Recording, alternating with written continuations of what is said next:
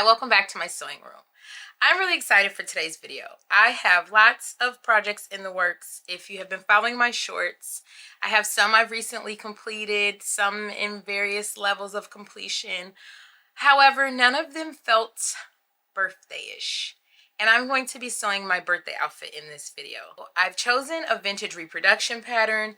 It is from the 1950s. It's Simplicity 1166 for a skirt, a broad top, and a blouse to go over the broad top. Should I be feeling like I don't want to be that exposed? Who's to say how I'll be feeling on the day? So I like that this has 3 pieces and a lot of versatility. I can later wear the skirt or the top or the broad top or whatever. I will leave links to any places I can find the pattern if you want to purchase it. And we're going to be using this blue embroidered fabric, and I'm going to be using it for all 3 pieces. I think it's going to be fun, a fun look. I hope it's a fairly quick look as I don't have much time. That is something I'm very much struggling with. We will get into later. But I hope to kind of rectify that soon. I usually make my New Year's resolutions at my birthday, my New Year, versus New Year's Day or Eve, everyone's New Year. So for me, my birthday is my New Year. So if you like the dress that I am wearing now, I will leave a link to that video as well as to the sewing pattern. It is a very cute dress. It's a vintage reproduction as well. So I'll leave a link to that too. Let's just get into the sewing. I have done absolutely nothing. So we need to get pattern pieces cut and pressed, and then cut out of the fabric, prep the machine, and then let's just get into it. I actually made this outfit a while ago, and there's a lot of shorts if you want to see the process of it through that lens. But I want to, in this video, discuss the myth of the 1950s and modestly dressed women. I recently took a trip with my husband and had posted some shorts, and people were surprised to see that I was not dressed extremely modest. And I've made it clear that I don't dress that way all the time, but I do love vintage fashion. But guess what? 1950s women weren't dressed modestly all the time either. Okay, so I finally got all of the pattern pieces ironed and cut to size. We are going to start with the bra top, which is just 3 pieces. Piece number 1 is the front, and you're going to cut 4 of these. You're going to cut the back, cut 2 on the fold of fabric of piece number 2. And then we have the shoulder straps, and we're going to cut 2 of those. So I think this is a good place to start, because if I don't, I think I can get at least this completed today. This sewing pattern that I'm sewing is a vintage reproduction of a 1950s sewing pattern. And as you can see, it's a bra top and a skirt. The midriff is very exposed. There is an overshirt to go over it. I think this might have leaned towards more beach attire, but with the skirt and not like shorts for the bottom, I'm not sure. But nonetheless, a bra top is not very modest, and it's a 1950s reproduction sewing pattern. The era is always, frequently romanticized as a time when women epitomize virtue through conservative attire, but the truth is more layered and exciting. Women in the 50s weren't always dressed modestly, and their wardrobes tell a fascinating story of societal shifts, rebellion, and the timeless human desire for self-expression, as I aim to seek here on this channel.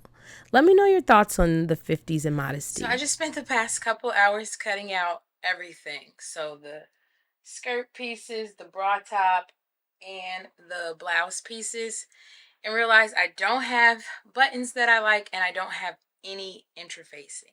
So I have to go out to the store. I don't know if I'm going to want to resume for the day or not when I get back, but at least we'll be able to make a fresh start tomorrow. We'll see. But I'm going to go get the interfacing and the buttons and probably call it a day. But at least we'll be able to get up tomorrow and get to sewing. I'm back. It's the same day. I just changed clothes. I want to be more comfortable. So I went to Hobby Lobby, a necessity. Interfacing, and we got buttons. I really liked these, but they didn't have enough. They only had 4. So I think they're gonna go on the blouse. And then they just have these plain blue ones. So that's what we're gonna do for the skirt. I'm gonna look through my stash and see if I have any other blue ones, but so far that's what we got. Don't know how much further we're gonna get today. Going to the store wears me out. Yeah, so these are the pieces for the raw top. It's just 3 of those, but I kind of think I want to start with, do I want to start with the skirt? Maybe. No, we're gonna start with the bra top. It's just 3 pieces. Let's start here. I think a key factor in the 50s that pushed the boundaries of modesty was Hollywood and actresses like Marilyn Monroe, Jane Mansfield, and Rita Hayworth. And they became icons not just for their talent, but for their bold choices. The bombshell look, plunging necklines, figure hugging gowns, and daring slits was all the rage on screen and red carpets. These glamorous styles filtered down, just like they do today, to the everyday woman, who often emulate their favorite stars by adopting more body conscious designs. Now, while evening wear became increasingly daring, swimwear was undergoing a revolution of its own. The invention of the bikini in the 1940s gained momentum by the 50s, though it was still controversial. Women who donned bikinis at the beach were making a bold statement, challenging norms and embracing newfound freedoms.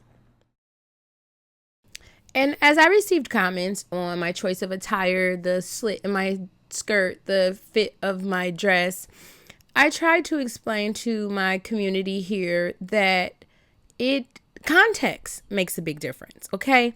So the way I'm going to dress on a date night with my husband on vacation is not the same way I'm going to dress taking my kids to a play date or going to brunch with my girlfriends or church with my mom. Context is really important, as well as cultural and regional variations. It's important to note that modesty and its exceptions look different depending on the context. Urban areas were often more fashion forward, while rural communities tended to adhere to traditional dress codes. Similarly, women of color and women in immigrant communities adapted 1950s fashion to suit their cultural identities, often blending modesty with bold personal touches. So for me, personally, it is the joy of the duality. It's very fun to switch it up. I love vintage fashion. I love sewing vintage fashion because I can't just go into the store and buy it. If I was going to make things with my hands and take the time to do it, vintage is just the way I want it to go. And I'm learning more and more how to merge those two sides of myself, the side that wants to be modest and dressed in a vintage style with the part of me that is still young and youthful and goes to parties and cool events with my husband because of his job. And I'm standing next to him who's dressed very modernly. And so I think it's fun for me to match the two. I think that's the point of fashion, is to reflect our many layers. And I am very, very multidimensional, I like to say. By switching between the two, you're not limiting yourself. You're expanding your wardrobe's possibilities. Life is full of different moments, and your clothing can help you navigate them with style and grace. And at the end of the day, your outfit should reflect how you want to feel. You may wake up one day and decide you want to command all the attention today, and wake up the next and decide to keep it low key. What's most important is dressing for yourself. Both choices are valid, and neither one defines your worth or your character. So sis, it's perfectly fine to be modest today and daring tomorrow, or mix it up and be both at the same time. I'm working on the skirt front now. It has pockets, and I cut them out of the same material. I normally would use like some just regular cotton I had, but I have struggled so much with pockets, and I think being able to tell the front from the back of the fabric will help me with this problem. So I cut them out of the regular fabric. I have my markings on for the pleats on the front piece. So while past me tries to figure out exactly what is happening, there is one more thing I wanted to touch on that comes up a lot in the vintage sewing community, and I'm sure you've heard this: vintage style, not vintage values. So just because we love vintage clothes does not mean we have the values, okay? There's something irresistible about vintage fashion. It just is, okay? The nipped in waist of the 50s, the silhouettes of the 40s, the prints of the 60s, they have an undeniable charm. Wearing vintage or vintage inspired clothing feels like stepping into another era where style was thoughtful and every outfit had a story. But while we may adore the look of the past, we don't necessarily want to bring back the values that came with it, and that needs to be understood. Loving vintage style doesn't mean you're signing up for outdated gender roles. I've said in my Q&A video, my husband does 90% of the cooking. I love to bake. I love to clean. I'm not a great cook. He's a really good cook. And so in that way, our gender roles switched. There are some very traditional things that I still do believe in, but some of the things from the past, especially being a woman of color, I would love to leave them there where they should be. So keep in mind that it's entirely and completely possible to celebrate the aesthetic of vintage fashion while holding firmly to modern values like equality, inclusivity, individuality, just to name a few. We can appreciate the fashion without endorsing the inequalities and limitations that existed during those decades. After all, it's the clothes I'm drawn to, not the restrictive norms. And some people make the argument that you can't really separate the two. I don't personally believe that. I would love to hear your thoughts on all of this in the comments. Please engage with this. I would love to know your thoughts on modest dressing, vintage style, not vintage values, all of the things. I would love to hear it because, as I said, I do still hold true to some of those values, but the simpler ones, like having dinner as a family at the table, reading to my kids before bed, like just very simple things that are now considered traditional, being a two-parent household and having a healthy relationship in my marriage for my children and putting my marriage first and all of those kind of things. But those are just my own personal beliefs. But I never fault anyone for theirs. So I would love to hear your thoughts on all of this. This is a video I hadn't even planned on releasing because I did so many shorts on it, and it was for my birthday. I ended up not wearing it on my birthday. I wore it to my niece's birthday. We were at a hotel and at a pool, and I did find this a little bit more fitting for that type of occasion, but I don't know, maybe in some different fabric or something, how I would feel about wearing it somewhere other than a vacation or a pool situation or whatever. I found some photos of women dressed like this, like outside of the beach or that type of thing. So, I mean, they were wearing it. The pattern came from somewhere. So I would love to hear your thoughts on all of it and on the modest dressing especially. And if you've seen my shorts where I posted myself in very modern, very unmodest clothes, what you thought of that. A lot of people left this channel when that content went up, like content featuring my husband, featuring our vacation, that sort of thing. I don't mind because I just want to be my authentic self here.